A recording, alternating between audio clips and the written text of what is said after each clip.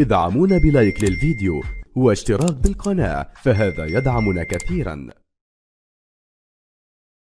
المدير الفني كولر في احدى المباريات، في مباراه السوبر اللي بتقام قبل الدوري، بعد الاهلي ما احرز مباراه السوبر واللعيبه احتفلت والتصويرات وتوزيع الميداليات والكاس، وهو خارج الجمهور بيقول له الدوري يا كولر، يعني ما عداش مثلا 5 دقايق.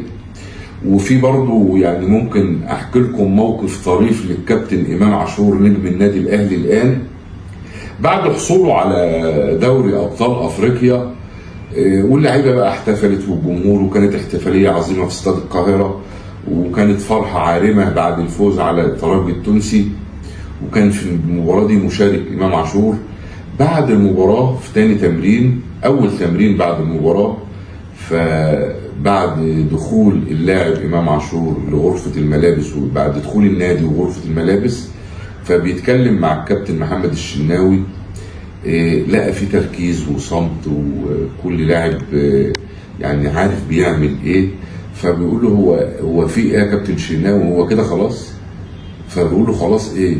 قال له واحنا كده خلصنا احتفالات؟ قال له احتفالات ايه؟ قال له بنزل افريقيا، احنا ابطال افريقيا. قال له لا يا كابتن امام، الموضوع ده خلص امبارح خلاص، احنا هنبص على اللي جاي. فهو ده النادي الاهلي. انا مش بقول القصه دي لمجرد مثلا ان احنا بنسرد قصص وحكايات، لا، احنا بناخد منها ان هو ده نظام الاهلي، هو ده سيستم النادي الاهلي. انت احتفلت بالبطوله، دور على اللي بعده. وده الفرق اللي بيميز النادي الاهلي عن غيره من الانديه. عندنا رئيس نادي، برضو هحكي لك موقف للكابتن الخطيب والكابتن حسام غالي في المغرب.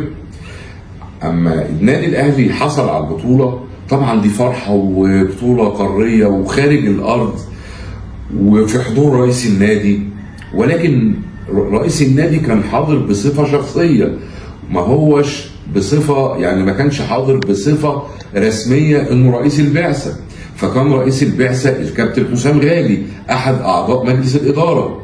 فبعد في اثناء مراسم التتويج طلب الكابتن حسام غالي ان يتواجد الكابتن الخطيب في ارض الملعب للاحتفال وتوزيع الميداليات على اللاعبين وحضور مراسم التتويج من الملعب، الا ان ابى الكابتن الخطيب ورفض رفضا قاطعا، وقال له انت رئيس البعثه، انت اللي هتتواجد مع الفريق في ارض الملعب.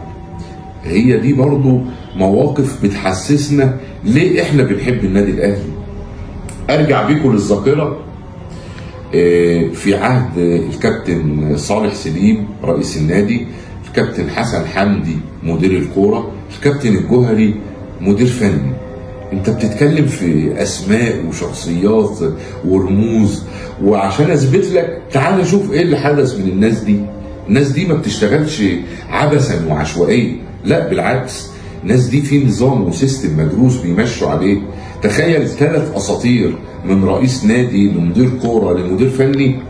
في الوقت ده النادي الاهلي بيمتلك اكتر من 12 لاعب بيمثلوا منتخب مصر في هذا الوقت.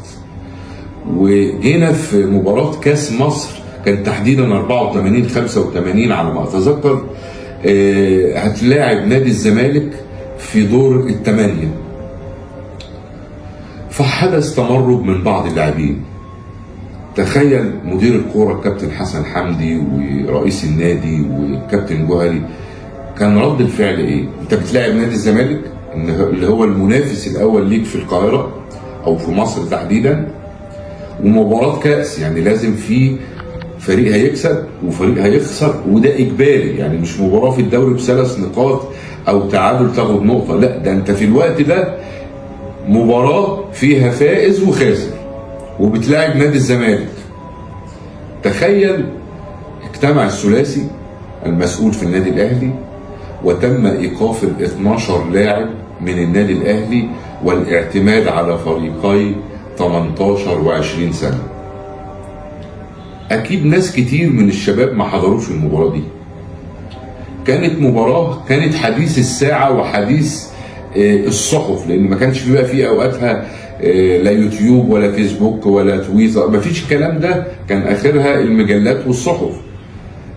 يعني كانت حاله ميؤوس منها عند جماهير النادي الاهلي، ان احنا اقل حاجه ممكن نخسر مثلا 3-4، زي ما هو يعني طول ما الماتش شغال ممكن نستقبل اهداف. الا يعني كان لشباب النادي الاهلي تحت 18 و20 سنه راي اخر، يتفوقوا على نجوم نادي الزمالك كورشي وفاروق جعفر واشرف قاسم، يعني قصه كبيره كده. وشباب انت ما تعرفش فيهم حد، ما فيش حد فيهم معلوم للجمهور غير حارس المرمى احمد شوبير، وكان الحارس الثالث وقتها في النادي الاهلي، وتتفوق عليهم وتكسب المباراه 3-2. هو ده النادي الاهلي يا جماعه.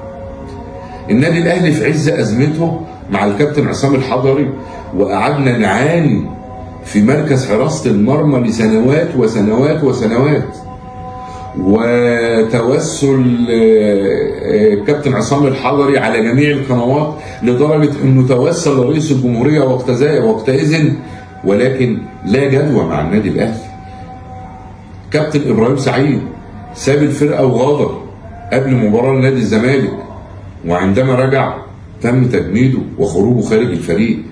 عبد الله السعيد ورمضان صبحي رد عليه الكابتن الخطيب على رمضان صبحي، اعظم موهبه رياضيه في مصر الان، قال له ساعه وترد عليا. احنا ما عندناش ازمه. الان عندنا وسام ابو علي، وسام ابو علي ما يعرفش التاريخ لانه فلسطيني.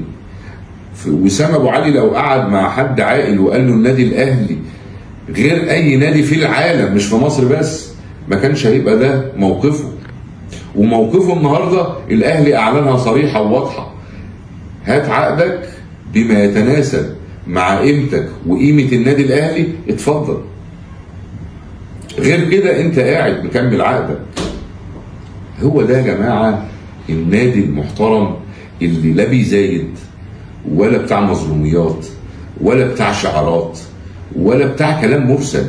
في ناس تانية جمهورها تربة خصبة. وهقول لكم طبعا على قصص وحكايات بالنسبة للتربة الخصبة دي، بس طبعا هتبقى في فيديوهات تانية. بس تابعوا انتوا معايا حضراتكم، هتستمتعوا جدا، لان لازم هنكشف حقيقة المختلط والفاروق. مش هتعدي كده بقى كده يعني مثلا علينا مرور الكرام، لا، هنا بقى ستوب. انت تيجي تتكلم عن النادي الاهلي، لا تعالى، ده انت مختلط وانت فاروق وانت قصر النيل ودلوقتي انت الزمالك. فاوعى تفكر ان احنا هنسيب الكلام ده يعدي كده مرور الكرام، لا، انت بتعامل نادي اثبت انه يقدر ينافس عالميا بجمهوره وبلاعيبته وبادارته، لانه نادي وطني، ونشأته الوطنية جعلته النهاردة في 2025 بيتصدر المشهد في مصر وأفريقيا. وإن شاء الله طموحنا إن احنا نعمل حاجة في كأس العالم ويبقى اسمه الأهلي العالمي. أنا آسف إن أنا طولت على حضراتكم، وإن شاء الله تابعونا في حلقات جاية كتير وهتستمتعوا معانا إن شاء الله. الأهلي يحكم بأحكامه. والسلام عليكم ورحمة الله وبركاته.